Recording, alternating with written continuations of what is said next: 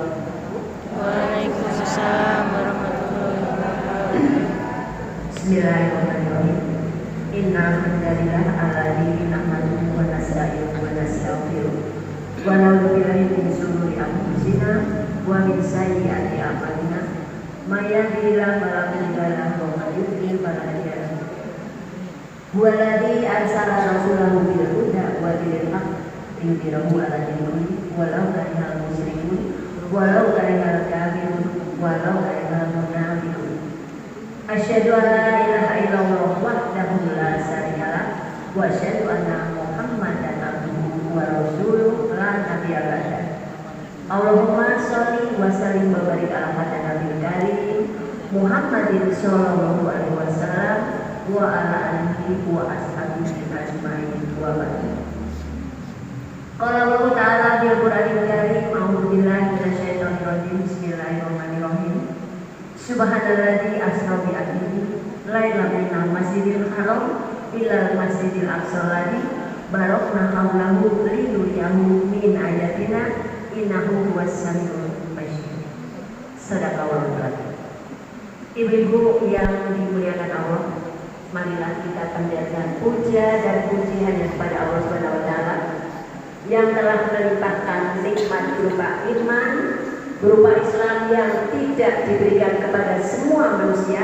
Alhamdulillah kita diberikan nikmat iman Islam ini yang nanti insya Allah sebagai pembuka pintu surga di akhirat kelak. Amin. Juga nikmat kesehatan dan umur panjang sehingga kita bertemu kembali di acara yang insya Allah dimuliakan Allah, yaitu majelis ilmu di tempat yang diberkahi Allah. Dan tak lupa kita juga sampaikan sholawat dan salam kepada junjungan kita Nabi besar Muhammad Sallallahu Alaihi Wasallam beserta keluarga beliau, sahabat-sahabat beliau, dan kepada semua pengikut beliau termasuk kita semuanya. Ibu-ibu yang dimuliakan Allah, Ibu Ketua Majelis Taklim dan ibu-ibu yang lainnya, saya pernah ke sini beberapa tahun yang lalu, kalau tidak salah masjidnya belum sebagus ini, dan tadi kayaknya baru pertama kali ini lewat gitu ya. Alhamdulillah, masya Allah, luar biasa. Ibu-ibu di komplek ini sudah mempunyai masjid yang begitu indah. Mudah-mudahan seindah masjidnya akhlak ibu iman Islam ini dan lebih bagus lagi. Amin. Saya kaget tadi itu bagus amat. Alhamdulillah, luar biasa. Jadi dulu saya ke sini belum seperti ini ya Bu. Iya. Alhamdulillah. Ibu-ibu yang dimuliakan Allah, pada kesempatan sore hari ini saya ingin sharing bersama tentang Palestina. Barangkali ibu bertanya, kok Palestina ngapain sih repot-repot ngomongin Palestina? Kita harus peduli pada saudara kita di Palestina. Allah Subhanahu wa taala berfirman, innamal mu'minuna ikhwah. Sesungguhnya kaum mukmin itu bersaudara. Meskipun kita jauh tempatnya dari sana, dari Palestina, dan bukan satu suku, bukan satu bangsa, namun sama-sama seakidah, akidah Islam, sama-sama beriman kepada Allah. Nah, itu berarti saudara-saudara kita. Kenapa kita harus peduli, Bu? Kita sendiri susah hidupnya. Jangan begitu dong, Bu. Kita sebagai orang Islam itu bersaudara. Nanti insya Allah andaikan, dan bukan andaikan lagi, setiap orang yang berdoa untuk semua muslimin dan muslimat, mukminin dan mukminat, kita tersebut di dalamnya. Itu saudara-saudara kita, dan mereka sekarang sedang dizalimi, itu doanya diijabah. Lalu apa yang harus kita peduli sih? Apa sih mikirin jauh-jauh? Kita aja hidup susah. Tidak susah, Bu. Kita bisa bayangin kalau posisi kita di Palestina sana bagaimana, Bu? Kayaknya kalau kita nggak kuat, tapi luar biasanya orang-orang Palestina yang mewakili kita semuanya. Kenapa saya katakan mewakili kita semuanya? Itu di sana ada Al-Aqsa, masjid termasuk 3 masjid yang dimuliakan Allah. Siapa yang menjaga? Kalau tidak saudara-saudara kita di Palestina. Kita berdosa loh kalau diam saja. Tapi mereka merelakan jiwa raganya untuk menjaga Al-Aqsa, untuk menjaga kehormatan Islam di mata orang-orang kafir Yahudi laknatullah alaihim. Apa sih? Kenapa sih kok kita harus peduli? Ada beberapa hal yang kita harus peduli. Yang pertama, Al-Aqsa adalah masjid kedua yang dibangun oleh Nabi Adam alaihissalam setelah Masjidil Haram. Jadi yang pertama adalah Masjidil Haram Nabi Adam. Kemudian yang kedua adalah Al-Aqsa. Itu yang pertama. Yang kedua, Al-Aqsa adalah kiblat pertama ketika Allah memerintahkan sholat kepada orang Islam. Kala itu kiblat pertamanya adalah menghadap Al-Aqsa di Palestina. Kurang lebih 16 sampai 17 bulan.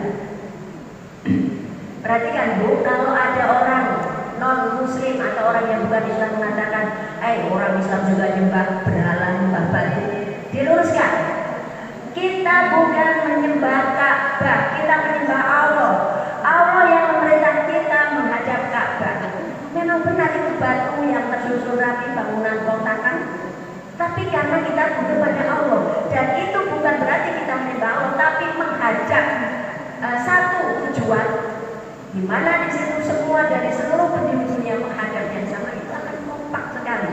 Jadi dibetulkan, karena sering saya mendengar apa orang Islam juga nyembah berhala, nyembah batu, katanya gitu. Bukan, kita menyembah Allah, tapi Allah perintahkan kita menghadap kiblat, yaitu sekarang di Ka'bah Mekah, Saudi Arabia. Dulu awalnya adalah di Al-Aqsa, Palestina.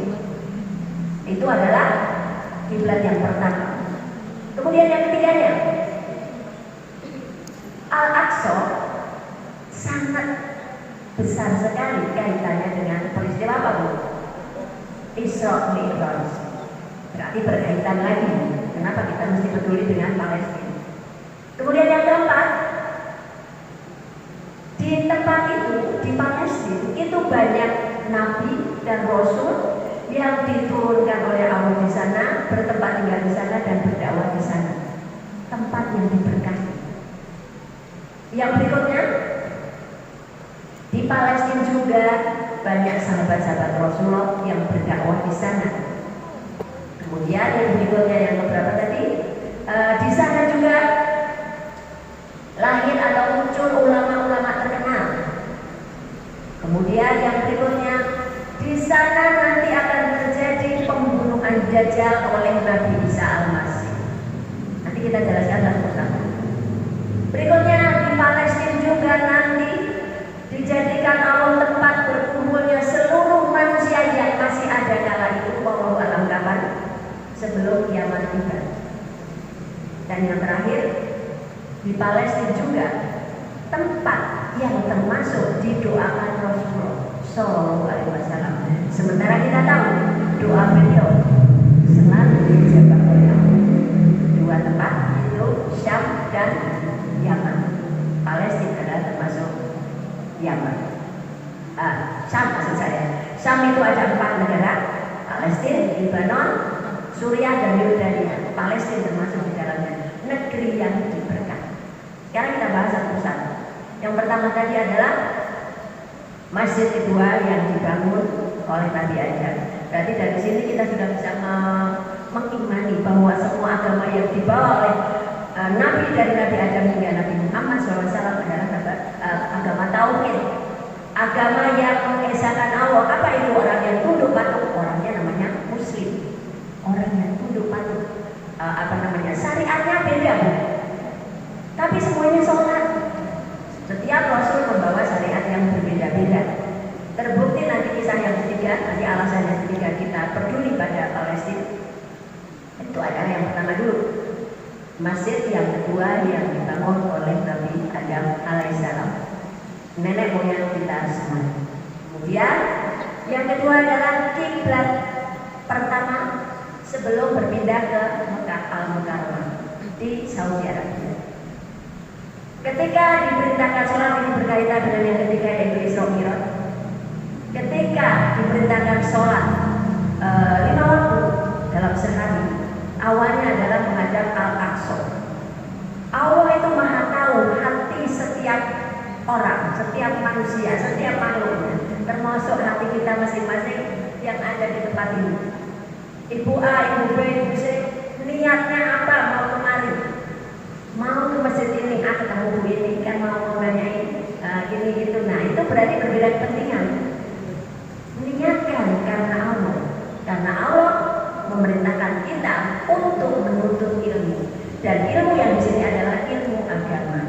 Dari sejak kita dibuat hingga kita ke liang lahat, dari kita lahir sampai kita meninggal wajib menuntut ilmu. Jadi kalau ada kata wajib tidak ditunaikan berarti berdosa. Jadi niatkan, luruskan, bismillah, saya hendak mematuhi perintah Allah yaitu menuntut ilmu. Itu adalah kiblat yang pertama, yaitu Al-Aqsa. Jadi Allah tadi tahu hati setiap hambanya, termasuk hati Rasulullah SAW, yang sebenarnya Rasulullah itu ingin ngadepnya ke Mekah. Maka diperintahkanlah Allah sholatnya menghadap ke Ka'bah di Mekah. Maka bagi ibu yang pernah menunaikan ibadah haji atau umroh, insya Allah akan ada ziarah ke Masjid Qiblatain itu. Bagi yang pernah umroh, pernah haji, di situ kenapa dikatakan Masjid Qiblatain, yaitu masjid yang mempunyai dua ini apa Bu? Dua mihrab. Nah kayak gitu, menghadap, yang satu menghadap ke arah Palestina, yang satu menghadap ke arah Ka'bah sekarang. Jadi di situ masjidnya mempunyai dua kiblat. Biasanya kalau kita ziarah ke sana mau umroh atau mau haji, akan diajak ke Masjid Qiblatain di sekitar kota Madinah. Nah setelah berpindah ke Mekah sampai saat ini tidak akan berpindah lagi karena Rasulullah telah wafat. Dan yang membawa wahyu itu adalah Rasulullah.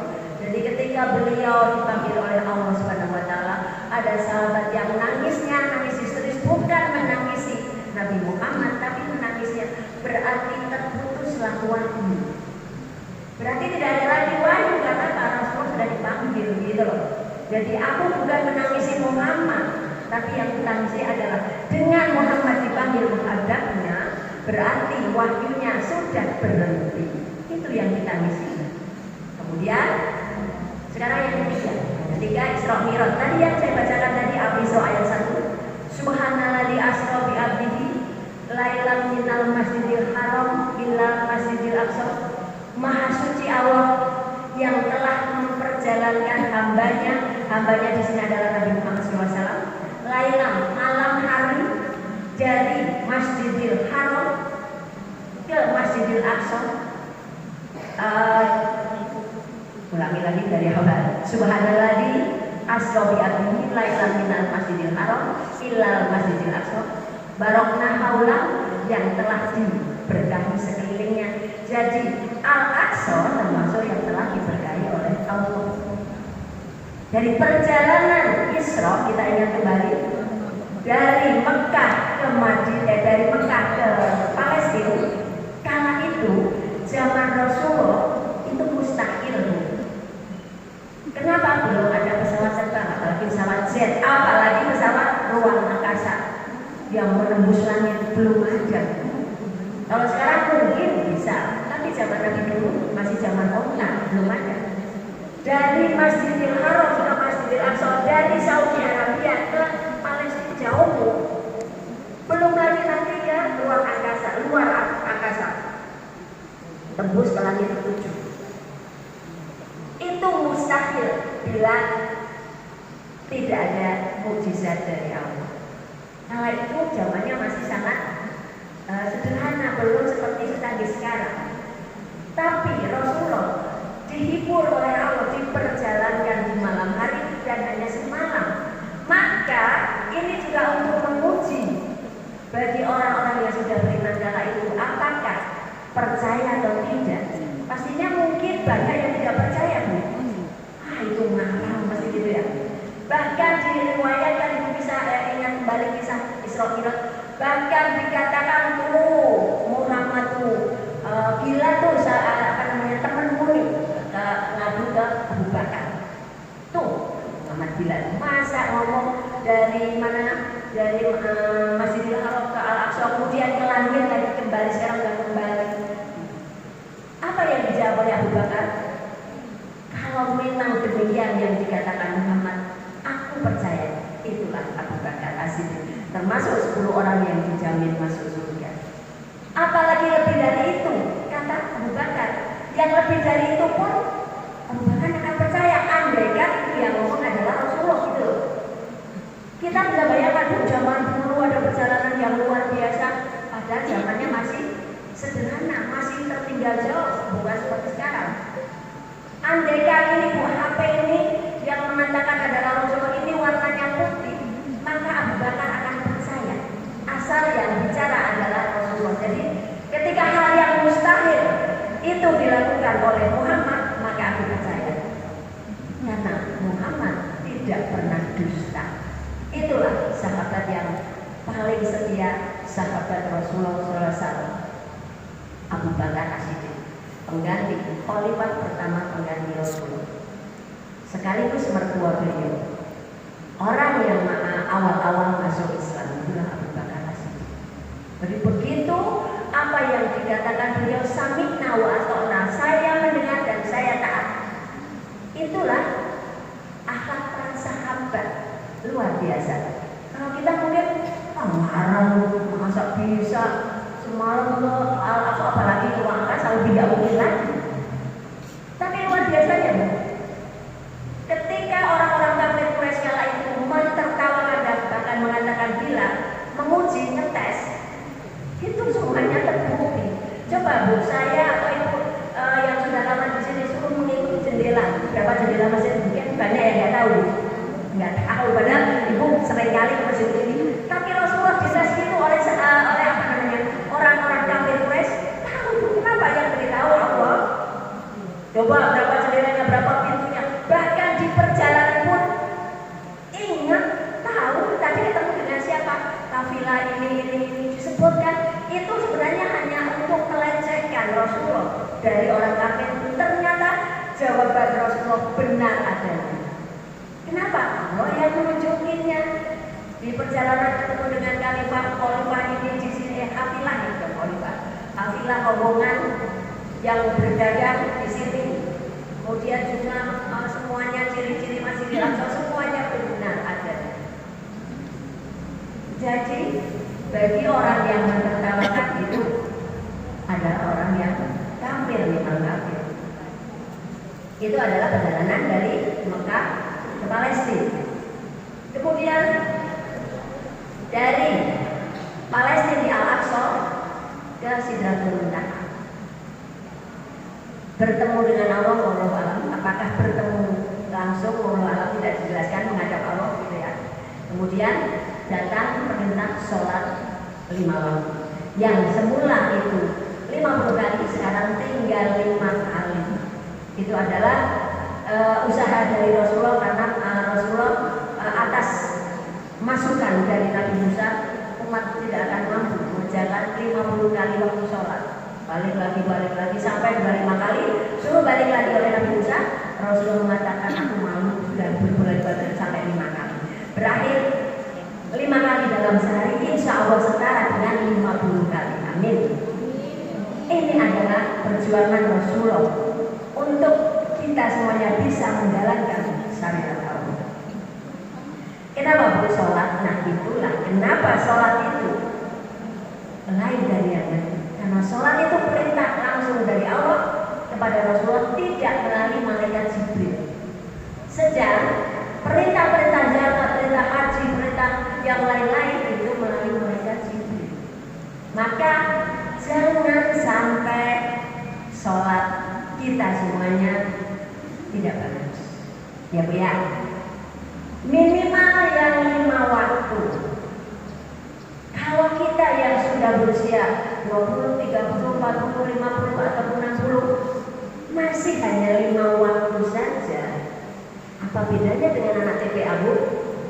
Anak TPA ketika ibu gurunya, ustadznya mengatakan, nah sholat 5 waktu jangan ditinggalkan, mereka sudah 5 waktu Bu, padahal mereka belum balik, mereka belum dihisab, sudah rapi, sudah teratur mengerjakan sholat 5 waktu. Dan kita sudah di Allah berikan kesempatan berpuluh-puluh tahun hidup di dunia, kok 5 waktu doang, gak malu kita sama Allah.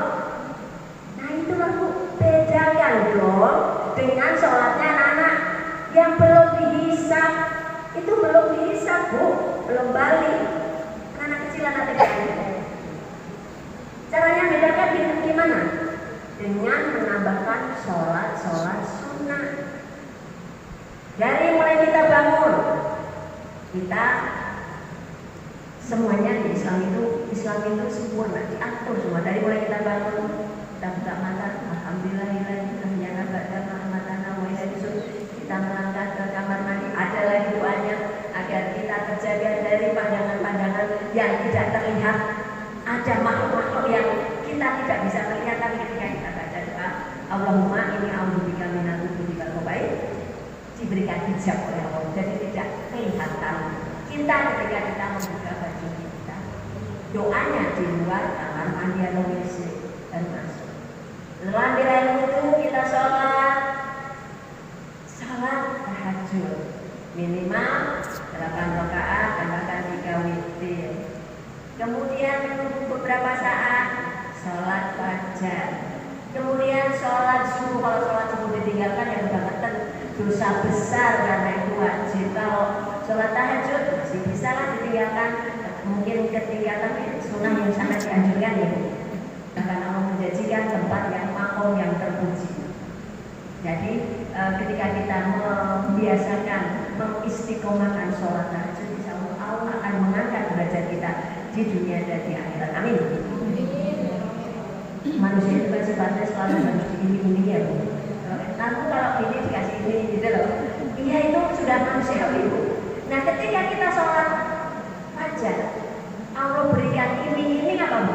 Akan diberikan pahala lebih baik dari dunia dan seisinya. Wih, keren, Bu. Dunia yang mungkin kalau saya tadi lihat mesinnya ya, alhamdulillah luar biasa, bagus banget ya. Kemudian ibu lihat masjid kubah emas, bagus kan, Bu? Di atasnya banyak emas, bener itu, Bu. Ibu ke Masjidil Haram luar biasa. Ibu ke Masjid Nabawi ataupun ke masjid yang mana yang Pak Jokowi, yang Pak Ridwan Kamil dan sebagainya, mungkin yang suka berkunjung ke sana kemari berziarah. Nah, itu kan bagus-bagus, Bu. Nah, ini baru masjid. Belum kalau ibu lihat-lihat rumah-rumah orang-orang kaya itu, Bu, ya. Rumah-rumah konglomerat, rumah-rumah aktif yang luar biasa menurut saya pribadi ya, Bu. Ya Allah, kadang gitu ya. Apalagi rumahnya siapa itu? Yang Raja Rukiah atau yang orang pokoknya apa kata, Bu? Aduh, bukan yang di bukan lagi. Sampai mobilnya emas, Bu. Terus saya astagfirullahaladzim. Sampai istighfar dari apa? Aduh, jangan-jangan nikmat yang di akhirat nanti sudah diambil di dunia. Iya, mobilnya emas, Bu. Sendoknya emas. Kata saya, aduh, ini orangnya udah kebanyakan duit kali bingung ya. Jadi sebegitu luar biasanya yang Allah berikan lipat-lipatan di dunia. Tapi dengan kita merutinkan sholat fajar, insya Allah lebih dari semua itu. Maka rutinkan, jangan lepas sebelum sholat subuh. Sampai sholat subuh sampai ke zuhur, jaraknya panjang, Bu. Allah berikan kesempatan kita untuk sholat duha. Sholat duha minimal kalau paling males 2. Ya jangan naik mudah-mudahan cuma 2, 4, 6 sampai maksimalnya 12. Itu adalah sholat pembuka pintu rezeki. Insya Allah juga ada pintu surga. Ini dalam tanda kutip ya, karena pintu surga kalau pintu duha itu ada khilafnya, ada perbedaan pendapat tentang pintu duha. Kemudian masuk sholat zuhur, itu wajib. Kemudian masuk sholat zuhur ba'diyah.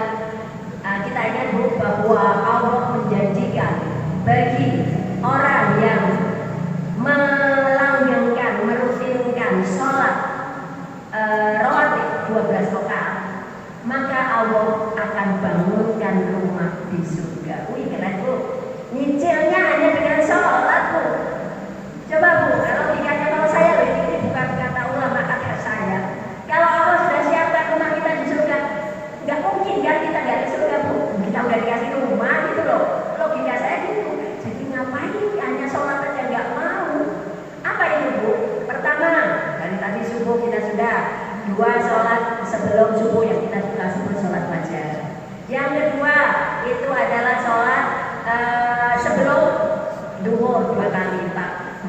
wassalam.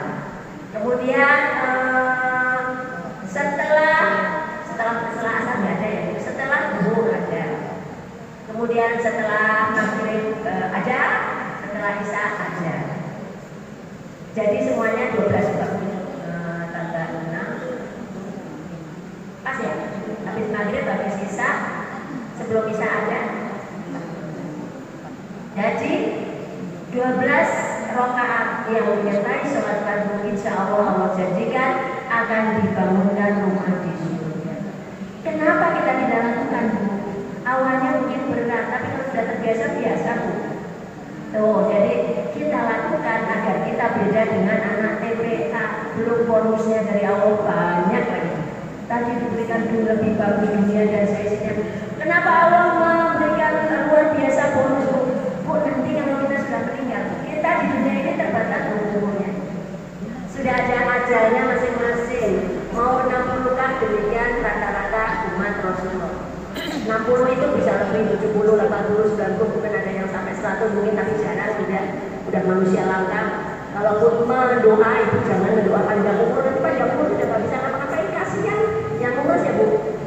Panjang umur yang bermanfaat gitu loh Bu. Jadi kalau sudah tidak apa-apa bisa makan, saya lihat itu pun di media sosial seorang kakek atau nenek kayak kakek nenek sudah tua sekali, sudah nggak bisa apa-apa Bu, tapi belum mati, maaf belum meninggal.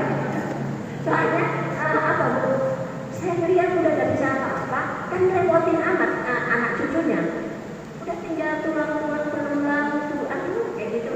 Kan menurut saya pribadi gitu loh. Itu orangnya sudah nggak ngerti ini, nggak ngerti itu ya. Saya punya nenek dulu yang sudah sangat sepuh sekali itu nggak dengar Bu. Kalau ngomong harus ke telinganya teriak-teriak. Terus matanya juga udah nggak lihat, belum yang udah sepuh memang, tapi nggak yang sampai banget gitu tuh. Sudah dikurangi semuanya. Jadi kalau cucunya datang ke dokter teriak, saya ini nyebutin itu juga nggak dengar. Dan ngomongnya juga sudah nggak nyambung. Jadi kalau saya pribadi, mudah-mudahan jangan sampai seperti itu. Kalau memang Allah sudah berkehendak, ya ikhlas gitu. Jadi mudah-mudahan kita meninggal di saat usia yang pas gitu aja. Nah, kalau Allah pasti lah, Allah pasti sudah menuliskan masing-masing orang meninggal di saat yang pas. Jadi jangan meminta mati. Mati itu pasti datang, dan jangan takut mati. Takut maupun tidak takut, mati pasti datang. Yang kita takutkan adalah saat dipanggil oleh Allah, dicabut ruhnya, kita dalam maksiat, naudzubillah min dzalik. Itu yang namanya suul khotimah, bukan husnul khotimah. Maka biasakan kita berbuat kebaikan sehingga ketika tiba-tiba ruh dicabut oleh malaikat maut atas perintah Allah, artinya kita sedang dalam ketaatan. Seperti saat ini tiba-tiba meninggal, insya Allah husnul khotimah. Kalau tiba-tiba ada yang kata itu alhamdulillah husnul khotimah. Banyak kan sekarang kasus yang sedang sujud kemudian nggak bangun-bangun lagi, berarti husnul khotimah. Baik akhirnya ketika sedang taat kepada Allah. Kemudian sholat sunat tadi yang sudah Allah berikan untuk kita, dari sholat yang 5 waktu wajib, kita tambahkan sholat sunnah agar berbeda dengan anak-anak kecil yang belum dipisah. Ini adalah peristiwa Isra dan Mi'raj khususnya. Jadi perintah sholat langsung dari Allah, kemudian turun ke langit, dari langit ke-7 ke mana tuh, ke Al-Aqsa kembali, dan kembali lagi ke Mekah. Saat di Masjidil Aqsa, Allah perintahkan sholat berjamaah seluruh nabi dari Nabi Adam sampai Nabi Isa, semuanya menjadi makmumnya Rasulullah Muhammad Shallallahu Alaihi Wasallam. Jadi semuanya nabi sama, hanya sama, semuanya juga sholat, gitu loh. Jadi sama, cuma yang berbeda ya syariat-syariat yang dibawa oleh masing-masing Rasulullah. Jadi beda nabi dan Rasul. Kalau nabi tidak membawa syariat, kalau Rasul membawa syariat. Yang paling gampang membedakan adalah Nabi Harun dan Nabi Musa. Nabi Musa itu membawa syariat, Nabi Harun menyertai Nabi Musa, berarti syariat Nabi Musa. Beda Nabi dan Rasul. Nabi tidak membawa syariat, Rasul membawa syariat. Kemudian itu yang ketiga, yang keempatnya Tadi kenapa kita mesti peduli Palestina? Yang keempat itu adalah banyak para nabi dan rasul yang diturunkan Allah di Palestina, tinggal di Palestina dan berdakwah di sana.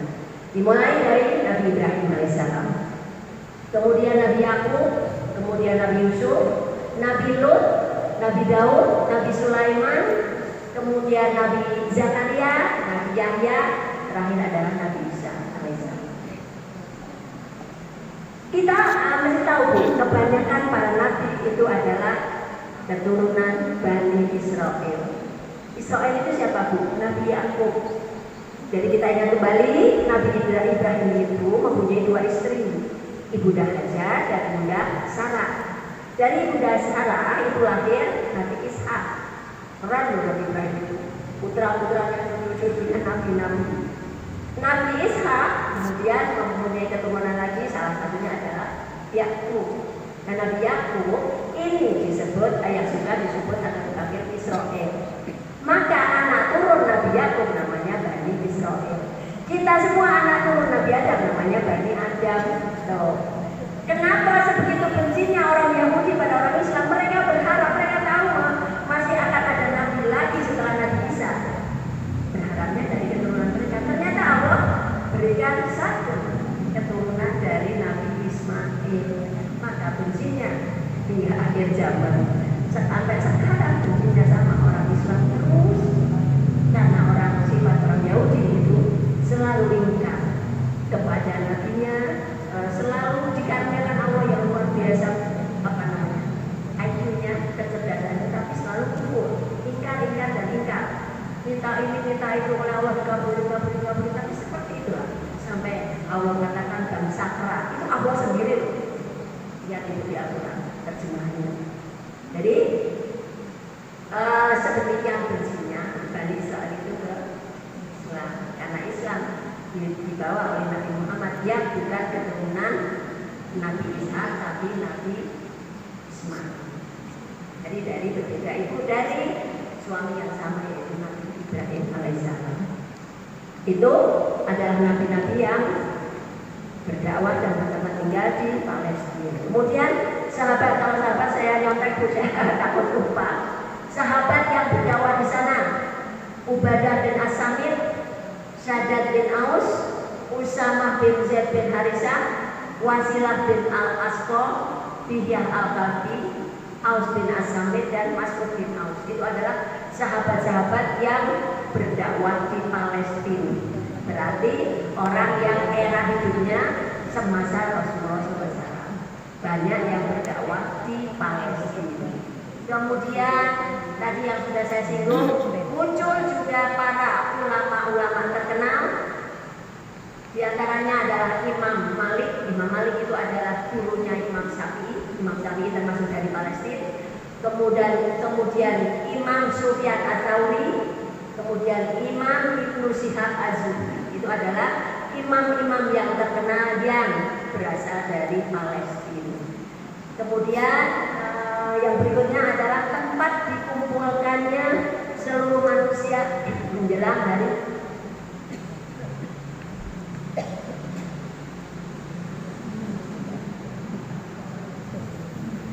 tempat dikumpulkannya seluruh manusia yang masih ada kala itu sebelum kiamat. Kapan kiamat? Wallahu a'lam. Hanya Allah yang tahu. Akankah ini kasus Palestina yang dibombardir, dibumi hanguskan oleh Yahudi Israel, laknatullah alaihim, awal dari kiamat? Wallahu a'lam. Tiada yang tahu. Namun gejala-gejala kiamat kubra sudah melihat ya. Banyak sekali yang sudah terbukti. Di antaranya apa? Jika gurun pasir atau Arab sudah menghijau, sekarang sudah menghijau kan Bu? Sudah ada salju, bahkan salju loh. Sudah banjir, sudah turun hujan berkali-kali di tengah hujanan, menunjukkan bahwa Arab sudah mulai hijau. Padahal itu pada pasir yang tandus. Adanya gedung-gedung pencakar langit sudah ada di banyak di negara seluruh dunia, termasuk di Mekah sendiri. Sudah banyak terowongan-terowongan, sudah banyak perzinahan yang terang-terangan. Sekarang banyak kan Bu? Alhamdulillah lagi ya Bu. Mengerikan, memalukan, dan ini mungkin gejala akhir. Anak menzinai anak bapak, menzinai anak kandungnya. Alhamdulillah dari. Kemudian orang melakukan perzinahan di tepi jalan terang-terangan. Ya Allah, apa ini sudah mau hari kiamat? Walau yang sekarang yang terbaru adalah yang saya angkat ini adalah tentang Palestina. Kok diam saja gitu loh? Ini gimana sih? Saudara sendiri dibantai kayak gitu? Ibu ngikutin nggak Bu? Sejak tanggal 7, kenapa ini saya angkat dulu? Nanti sebelumnya mudah-mudahan ada waktunya sampai tengah Bu, utara.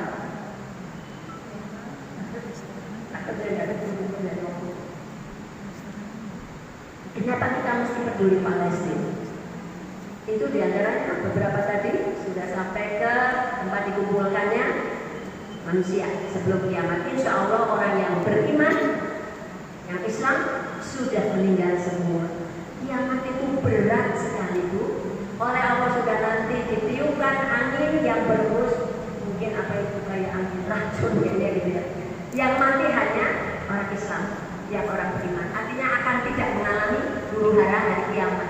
Ketika kita bernafas terhembus menghisap itu meninggal semuanya. Dan tersisa adalah orang-orang kafir. Nah itulah yang akan mengalami huru hara kiamat yang luar biasa beratnya. Kemudian dikumpulkannya itu di Palestina. Kemudian akan dibunuhnya Dajjal oleh Nabi Isa alaihissalam. Kita sudah sering mendengar bahwa Nabi Isa al-Masih yang oleh orang-orang Kristen atau Nasrani disebut Yesus itu ya Bu. Itu nanti sekarang belum meninggal ya. Itu Nabi yang belum meninggal tapi baru diangkat. Maka ada kenaikan Isa al-Masih kan Bu. Itu baru diangkat. Diangkatnya seperti apa? Walau karena bagi Allah kun fayakun. Ketika jadi maka jadilah. Tidak ada yang tidak mungkin bagi Allah. Begitu loh. Ketika Nabi Isa mau ditangkap oleh orang-orang Yahudi, maka orang yang berkhianat yang menunjukkan itu Nabi Isa diserupakan oleh Allah persis Nabi Isa. Maka jadilah dia yang disalib bukan Nabi Isa. Nabi Isa diangkat oleh Allah. Nah diangkatnya itu nanti akan diturunkan kembali ke dunia membetulkan umatnya bahwa beliau memang Nabi Isa yang sebenarnya dan belum meninggal. Maka nanti orang-orang Nasrani yang beriman akan percaya kalau itu adalah Nabi Isa dan bukan Tuhan. Jadi tidak benar itu adanya karena lam yalid wa lam yulad. Allah tidak beranak dan tidak diperanakkan. Kalau beranak dan diperanakkan berarti ada ibunya, itu bukan Allah. Kenapa? Allah itu bukan makhluk. Allah itu kholik, pencipta. Pencipta itu pasti beda dengan ciptaannya, begitu loh. Jadi kalau manusia ya seperti Nabi Isa, seperti ibunya Bunda Maria, itu manusia. Kok bisa Bunda Maria tidak berzina tapi punya anak? Bagi Allah kun fayakun. Beliau adalah wanita yang mulia, yang suci, dan dititipkan Allah Nabi Isa, bukan berzina. Nah, orang Yahudi mengatakan Maria itu berzina. Nah, itu tidak. Nah, nanti Dajjal itu adalah seseorang yang membawa kehancuran. Kenapa?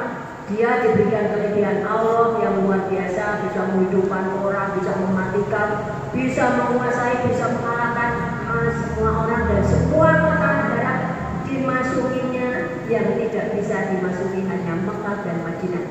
Karena Mekah dan Madinah dijaga oleh malaikat khusus, tidak bisa dimasuki oleh Dajjal. Dan di situ sudah Rasulullah berwanti-wanti pada laki-laki, pada suami, ikatlah istri dan anakmu. Kenapa Bu? Istri itu kita perempuan dan anakmu yang perempuan juga. Kenapa? Perempuan itu lemah. Ketika Allah sudah berikan ujian, kadang ada iming-iming sesuatu itu sudah goyah. Padahal sebelumnya nanti akan terjadi bencana kelaparan, kepanasan yang luar biasa, sehingga kekeringan yang luar biasa, sehingga jarang makanan. Maka ketika Dajjal turun, nanti perempuan perempuan itu kalau mau diberi sesuatu, di makanan maksudnya, bisa menjadikan kubur. Nah itulah rumahnya kita. Maka ikatlah erat-erat istri dan anak perempuan di rumah agar kita tetap hidup. Kapan dajjal turun? Hanya Allah yang tahu. Yang jelas ketika ada dajjal perusak umum yang justru malah ditunggu-tunggu oleh kaum Yahudi, menunggu Mesias itu ya dajjal itu, pemimpin mereka. Nah itu nanti akan terbunuh, terkalahkan hanya oleh Nabi Isa atas izin Allah. Dan itu kisahnya terjadi di Palestina. Itu di Palestina. Kemudian yang terakhir adalah Palestina. Itu termasuk negara-negeri yang didoakan oleh Rasulullah SAW. Allahumma barik lana fi Syamina wa fi Yamanina. Syam tadi yang saya katakan ada 4 negara kalau sekarang. Palestina, Yordania, Suriah dan mana Bu? Palestina, Yordania, Suriah dan Libanon. Libanon, satunya lagi Yamanina, negeri Yaman kami, Yaman. Dan sekarang sudah terbukti Bu, yang membantu 2 negara yang membantu Palestina saat ini adalah Yaman dan Libanon. Berarti terbukti sabda Rasulullah, mereka adalah orang-orang yang diberkahi oleh Allah. Negaranya diberkahi, penduduknya diberkahi. Termasuk orang Palestina itu luar biasa loh. Coba ibu lihat ya, anak kecil ketika kehilangan tangan, kehilangan kaki, mereka tidak sedih apa, nangis lah, wajar lah, sakit ya. Tidak apa-apa, tanganku dan kakiku sudah masuk surga. Mudah-mudahan aku segera di surga. Luar biasa. Allah akan menggantikannya. Luar biasa jawaban yang seorang yang beriman tingkat tinggi. Seorang ayah yang baru saja bermain bersekerama dengan anak gadisnya yang masih kecil. Anak kecil itu kan lucu ya Bu. Selalu kita kebayang kalau anak masih kecil di luar, kita lagi di luar, kita kebayangnya anak sekarang sedang apa, lagi ngapain kayak gitu. Sedang lucu-lucunya gitu, tiba-tiba meninggal.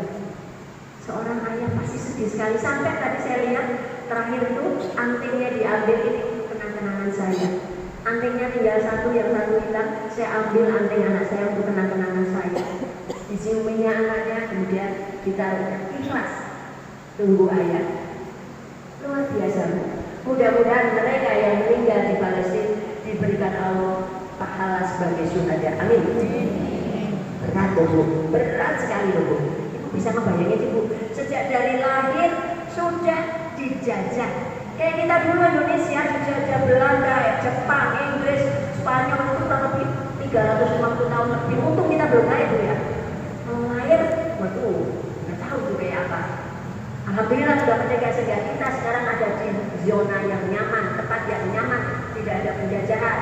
Tapi kita lihat saudara-saudara kita di Palestina, sejak mereka lahir sudah ada pembantaian, penembakan dan sebagainya itu oleh Yahudi. Padahal Yahudi itu dulu numpang dulu. Jadi setelah Yahudi terusir dari Jerman, diusir kemudian numpanglah ke Palestina. Palestina orang yang beriman, yang berakhlak baik, boleh sini. Nah, ketika sudah numpang di situ, jahatnya keluar, membunuh, menjara dan mengklaim itu tanah yang dijanjikan. Tanah yang mana? Kita ingat bahwa kalau tanah yang diwariskan itu adalah tanah yang diwariskan kepada orang-orang yang beriman. Yahudi itu tidak beriman, selalu kufur, orang kafir. Maka tidak ada tanah untuk dia. Kalau itu dikatakan mengklaim itu tanah yang dijanjikan, dia bukan untuk mereka. Mohon maaf, bila ada keluarga yang anaknya murtad, mohon maaf ya, tanah itu tidak berhak menerima warisan. Nah itu seperti itu. Tanah itu tanahnya dari Allah. Ketika Allah mewariskan, tidak untuk orang kafir gitu. Dan kenapa kemarin sampai meledak? Ibu mungkin mengikuti juga. Tanggal 7 Oktober Hamas itu partai politik Bu. Kalau di sini ya kayak PAN, PDI, Golkar, Hindu ya. Tapi di Palestina kalau namanya partai politik itu ada sayap militernya, ada tentaranya.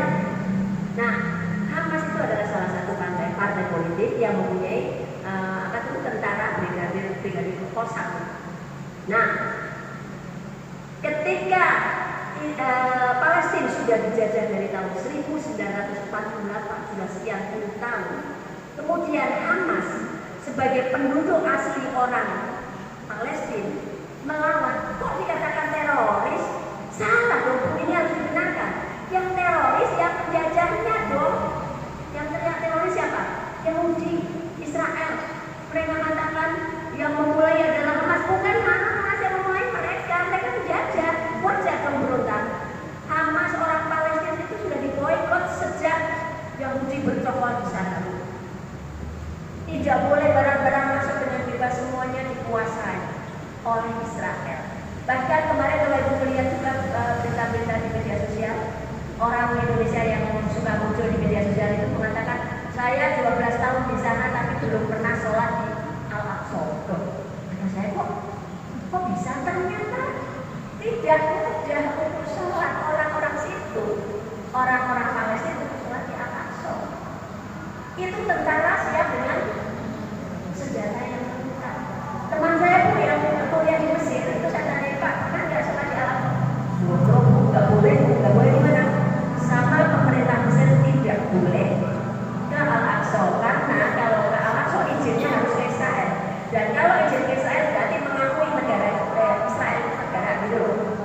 Jadi tidak boleh. Jadi bapak di sana belum pernah sholat Al-Aqsa, padahal kan tidak, hanya perbatasannya, kalau kita sini ke Jakarta, ke sini ke perbatasannya hanya tembok besar itu, tapi dijaga ketat oleh Israel. Harus minta izin dan berbeda negara. Padahal itu sudah Palestina. Jadi sejak zaman dulu itu, udah minimalis bu, diboikot dari ekonomi, dari semuanya bu. Pokoknya kasihan banget itu. Itu membangun rumah dan sebagainya dulu itu dengan biaya sendiri dan dengan seadanya. Senjata tidak pernah ada kecuali merakit sendiri atau hasil dari rampasan perang. Dan kalau ibu tahu, itu semuanya Allah yang menolong, kalau tidak udah habis bu. Sejak tahun 1948 itu bisa bayangkan penderitaan mereka luar biasa, namun imannya luar biasa. Kalau kita mau jujur, mereka lah saat ini orang yang paling beriman terkuat di seluruh dunia. Mohon maaf, bukan orang Arab, bukan orang Madinah, mereka membela Islam, mereka membela Al-Aqsa dengan jiwa raganya. Dan luar biasa bu, kehilangan ayahnya, ibunya, saudaranya, kakaknya, adiknya, namun tetap tegar. Nangis ya nangis lah, teman perempuan ya wajar lah. Ada seorang dokter yang nolong ini, nolong itu, begitu anaknya yang, anakku bisa nangis, dia teriak lari ya. Gimana sih? Anak sendiri yang meninggal, dan kondisinya kan meninggalnya nggak meninggal yang rapi, tidak ada apa-apa, pasti luka-luka gangguan bu. Bahkan kalau ibu sempat melihat, tidak tahu kalau sekarang sudah dihapus, itu seorang anak laki-laki sedang mengambil apa bu? Serpihan-serpihan potongan-potongan dari anggota tubuh keluarganya. Itu tuh bu. Waktu saya amati ini apa tuh? Ternyata ngambil tangan bu, astagfirullahaladzim ya Allah. Begitu menyedihkan, menyakitkan, dan apa kita kuat itu bu, kalau seperti itu. Kita aja dengar apa? Ada tetangga kompornya meleduk juga, deg-degannya kita deg-degan nggak berhenti. Apalagi nih bom yang dijatuhkan dalam 24 jam sehari semalam itu 23 kali dari setiap jam ada lagi. Itu menyakitkannya. Mereka yang Zionis, kafir, laknatullah alaih begitu. Ketika pakai ribut, itu nari-nari bu, ngajar kali ya. Ini rasanya gila ini orang, udah bukan orang waras lagi. Bom yang dijatuhkan itu menjatuhkan, merusak gedung-gedung dan membunuh banyak nyawa. Nari-nari bu, ya Allah saya. Dan ibu lihat bu, bayi-bayi yang manis-manis, cantik-cantik. Kayak gitu lah mas, jadi udah melihat ya Allah, astagfirullahaladzim ya Allah, apa yang bisa saya lakukan? Makanya saya ingin menyampaikan ini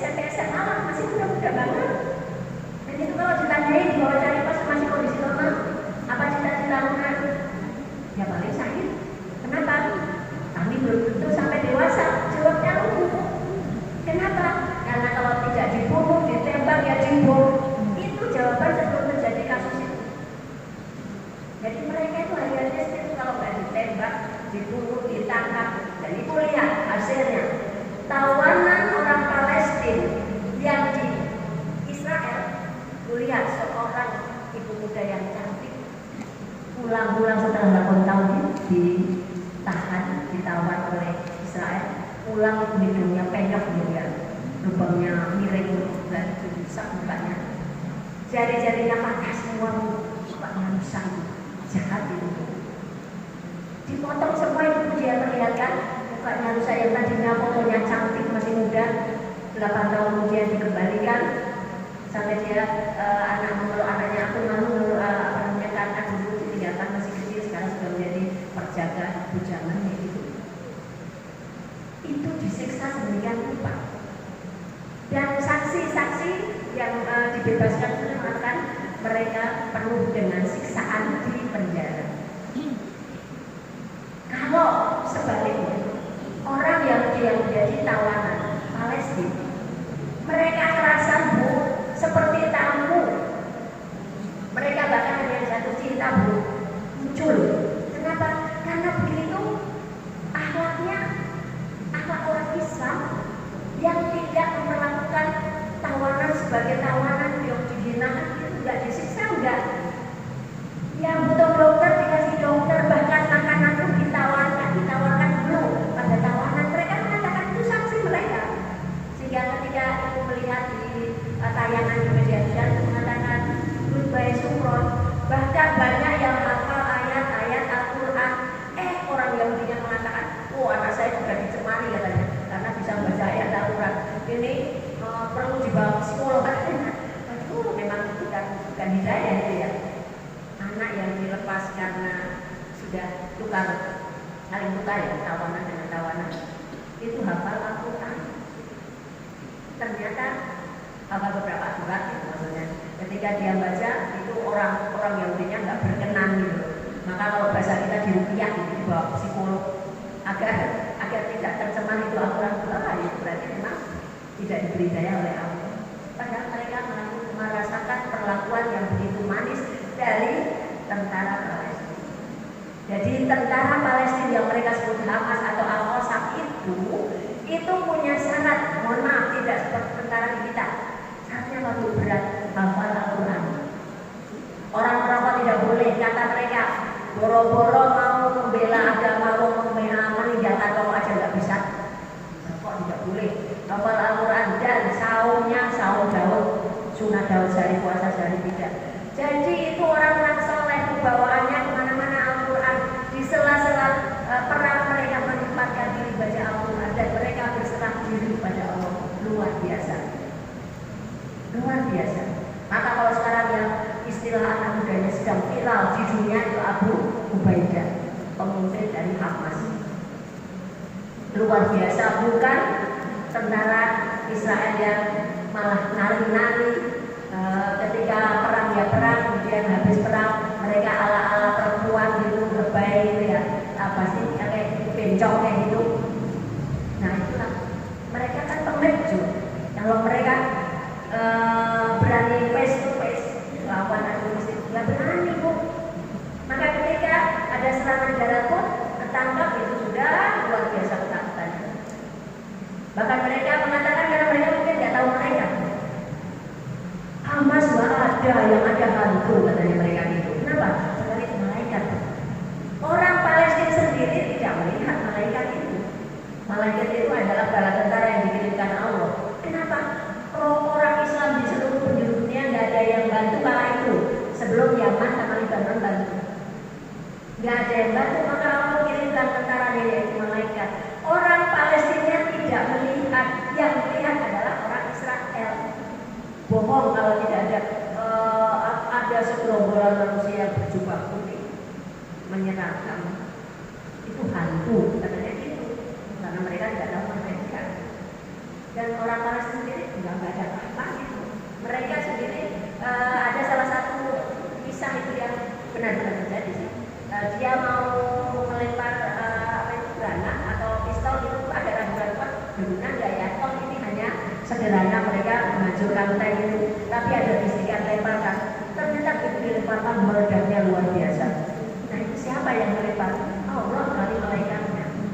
Jadi bantuannya benar-benar dari Allah. Karena umat Islam diam. Kenapa diam? Takut sama Amerika. Kenapa takut? Amerika itu sudah macam, hey orang Arab, pimpinan-pimpinannya, awas. Kalau kamu Terbukti ketika Libanon bantu langsung dibom di sana. Yaman bantu, kami sedang ada masalah dengan Amerika. Maka negara-negara Arab dia membisu. Padahal itu nanti hisabnya berat. Kalau kita mungkin sebagai rakyat biasa, rakyat jelata, tidak bisa berbuat apa-apa atau tidak ngaruh. Cuma saya ingin sampaikan ini biar ibu tahu gitu loh, bagaimana penderitaan saudara-saudara kita. Nah, apa yang harus kita lakukan? Yang pertama mendoakan. Sisipkan doa untuk saudara-saudara kita di Palestina. Karena nanti kita dihisab, Bu. Kita akan ditanyakan oleh Allah, apa yang kamu lakukan melihat saudara-saudaramu dibantai gitu. Saya nggak ngapa-ngapain ya Allah, aduh.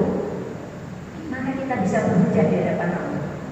Saya doakan ya Allah, kalau ada uang bantuan bisa sedikit, banyak juga lebih bagus pastinya, disalurkan ke tempat lembaga yang memang amanah. Karena banyak orang yang mencari kesempatan di dalam kesempitan, jadi yang tidak amanah banyak. Tiba-tiba silakan transfer ke nomor rekening, ini rekening siapa, jadi jangan asal kirim kira-kira amanah. Misalnya kayak Darut Tauhid gitu ya, saya bukan promosi, cuma Darut Tauhid ada di sana kan Bu, ada kelihatan fotonya lembaga Darut Tauhid Akim ada di sana.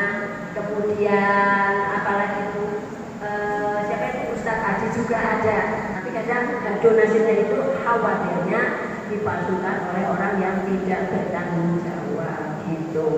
Doa sedikit harta atau banyak lebih bagus kalau ada.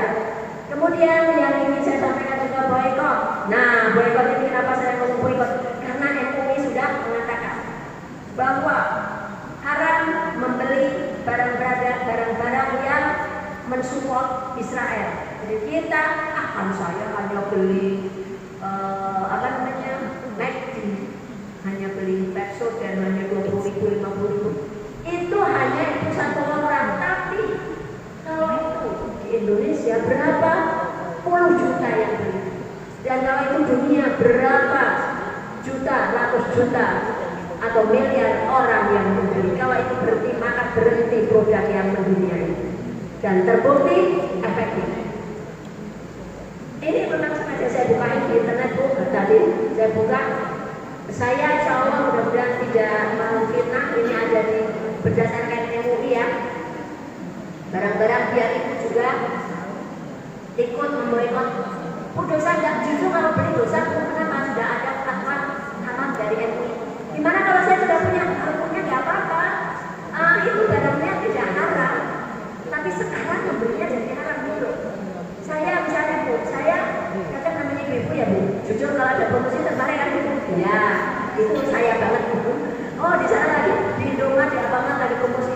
Sebenarnya di rumah odol sampo masih, tapi beli lumayan separuh harga gitu ya. Maka ada stok di rumah, stok sampo, stok odol, itu tetap halal pakai.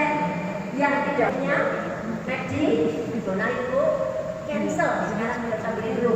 Anak nangis Bu, beli yang murah di pinggir jalan, ya kan lebih murah. KFC juga, Pizza Hut, Burger King, Starbucks, Subway sampai waktu apa nggak tahu. Rinso, Molto, Pepsodent, Close Up, Sensodyne, Oral-B, Pantene, Sunsilk, Lifebuoy, Lux, Vanish, Johnson, Cif, Penny, Colgate, Listerine, Head and Shoulder, sampo itu ya. KitKat, coklat, Magnum, es krim, Oreo, kue, Danone, itu ini air yang aqua, jangan lebih selamat ini penduduk lokal, penduduk lokal, biar penduduk lokalnya kaya. Danone itu aqua, jangan. Gimana tuh kalau di rumah ada stok aqua ya nggak apa-apa, diminum lama-lama aja, tapi jangan beli lagi gitu. Les, nah itu les, padahal saya suka itu ya. Jangan beli lagi. Ketika kita membeli berarti kita membantu orang kafir itu untuk membunuh saudara-saudara kita. Nanti hujannya berat ya teman-teman. Kraft, keju ya. Pringles itu kue itu yang asin itu.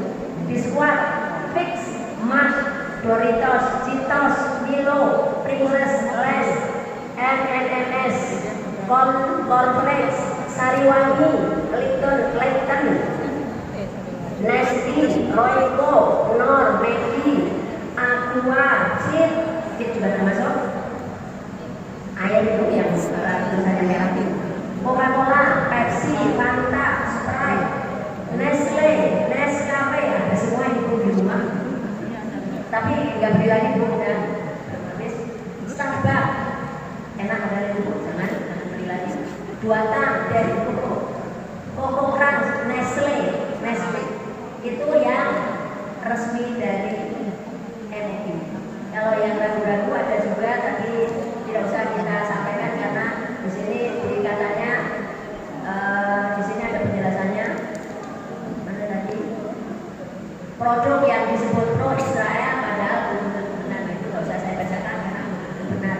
Kalau tadi yang 60 macam itu tadi sudah versi MUI. Jadi minimal kalau itu dan walaupun itu untuk ganti yang lain gitu. Biasa pakai sabun Lifebuoy atau terus pakai Kim lah, yang lebih murah mana? Deodoran tadi ada yang enggak. Kayak gitu biasanya pakai Aqua, sekarang pakai gunung aja bu, lebih murah dan mengkayakan penduduk lokal. Nah kayak gitu. Apalagi bu, saya juga banyak di rumah. Sunlight juga sering saya. Jadi sekarang pakai Mamaland atau yang lainnya ada kok sekarang ada produk. Kemarin terakhir saya minyak goreng habis bu. Masuk Indomaret atau apa itu bingung. Mana ya? Gitu. Bertanya kan bapak yang tidak pro yang tidak pro Palestina mana mbak? Aduh bu, yang mana ya bu? Aduh saya nyari. Kayaknya kayak Firma Bimorina loh bu. Sofia. Yang mana ya mbak? Ya udah bu ya. Gitu loh bu. Jadi dari ibu yang mungkin merasa nggak ada artinya dia apa bu? Nggak ada artinya bagi kita walaupun hanya 50.000 sulit. Tapi kita latihan jutaan orang Indonesia boykot itu, maka kolak gitu misalnya dan sudah grafiknya sudah menurun tajam, bahkan petinggi-petingginya sudah ada yang mundur karena kolak seluruh dunia.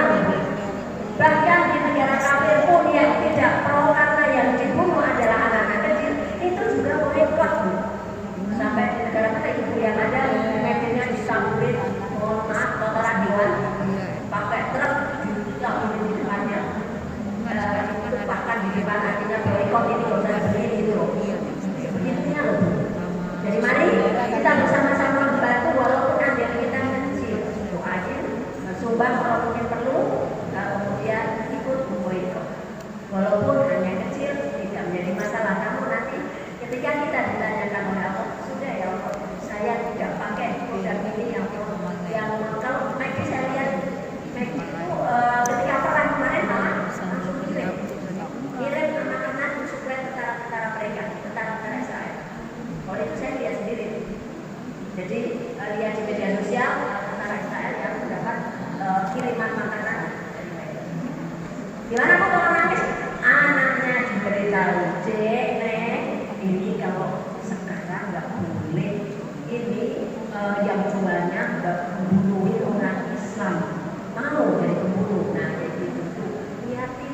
Anak kecil pun dilihat itu bayi-bayi aja tidak ada kena bom itu nangis loh bu. Serem loh bu itu nggak kayaknya. Aduh, nggak serem lagi. Kalau melihat itu kayak nggak tega itu. Anak kecil 2 kakak beradik sudah tidak punya siapa-siapa. Padahal ketika mereka sakit itu biasanya ke mamanya atau ke ayahnya minta. Tapi ayah ibunya sudah sakit. Mereka hanya diam di rumah sakit berdua. Kasihan. Tapi apakah boleh diadopsi? Menurut yang saya baca tidak boleh. Kenapa? Nanti kalau pada diadopsi tidak ada penggantinya.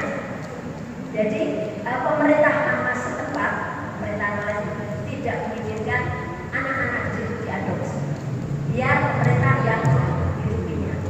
Kalau batu ya batu nggak apa-apa, tapi kalau diadopsi nggak boleh karena nanti bisa habis keturunannya gitu ya. Ada sudah tengah-tengah. Ya intinya ibu yang dimuliakan Allah, mari kita berpartisipasi karena nanti kita akan diusaha oleh Allah apa yang harus kita lakukan. Yang pertama berdoa, yang kedua kalau ada bantuan uang kita sisihkan ke tempat lembaga yang amanah, kemudian ikut boykot beberapa produk yang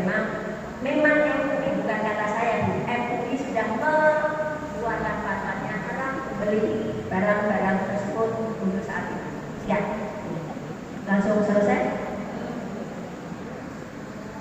Sampaikan bahwasanya kalau yang sudah kita beli di rumah itu tidak apa-apa, tapi kita diharapkan yang akan membelinya. Nah itu bagaimana kalau kita dikasih gitu? Dikasih kan nggak beli, dikasih kan nggak beli, ya terima aja itu harganya halal kok. Cuma ingetin ini dari mana gitu, dari beli nggak boleh loh beli gitu. Kalau dikasih ya terima aja, bukan itu barangnya bukan haram. Misalnya itu ada saudara datang membawa Pepsodent, Nescafe, Denko, Rego gitu saja, terima aja itu barangnya halal kok. Cuma membelinya kita tidak boleh.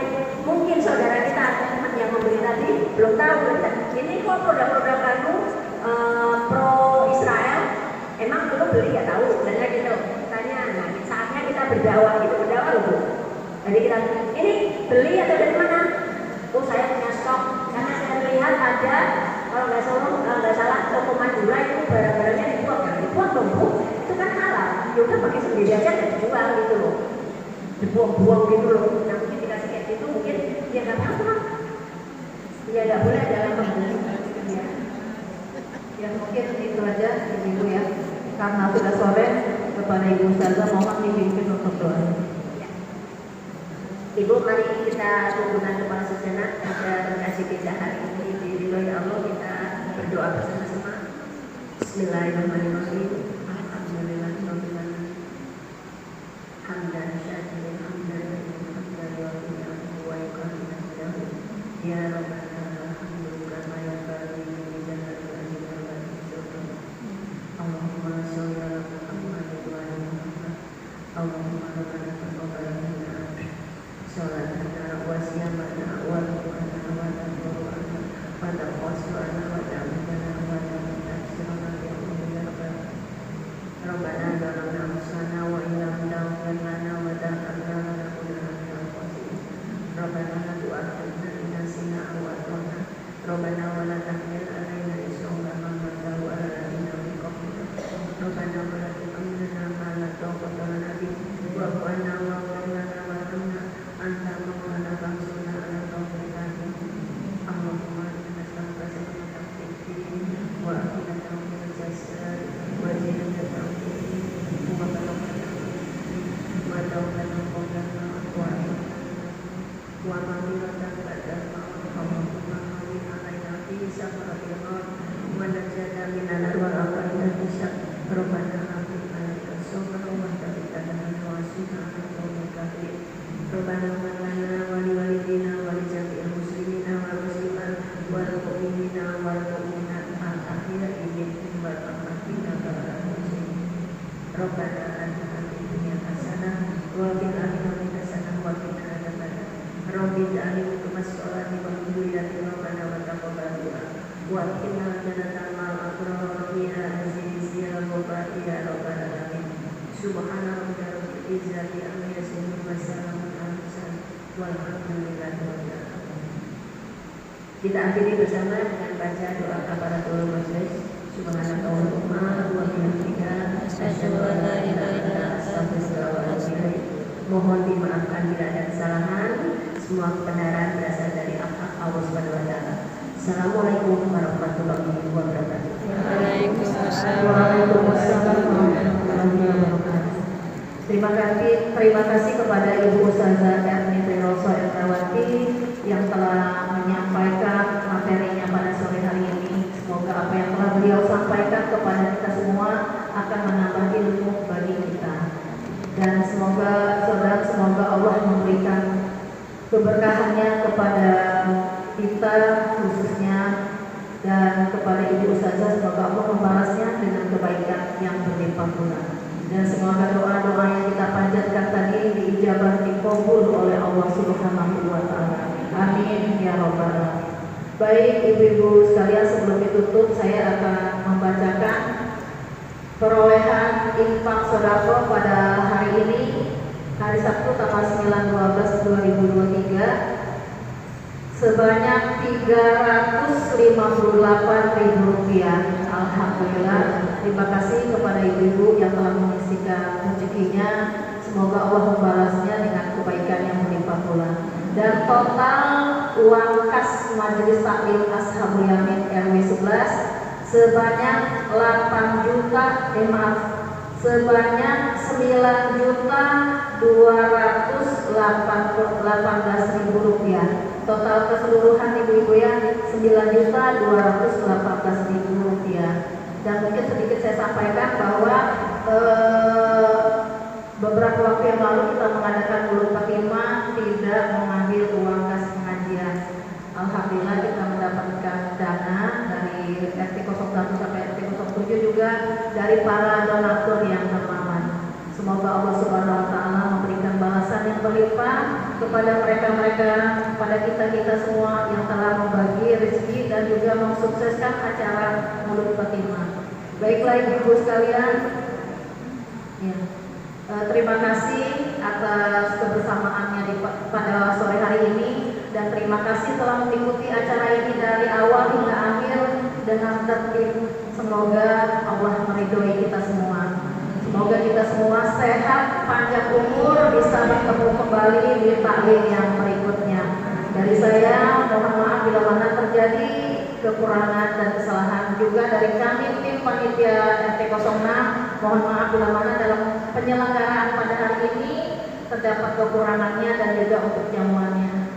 Semoga Allah memberkahi kita semua. Baik ibu-ibu, demikian dari saya. Wabillahi taufik wal hidayah.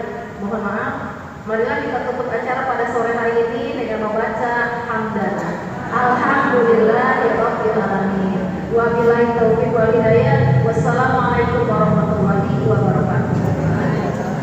Bulan depan pengajian RW-nya akan diselenggarakan oleh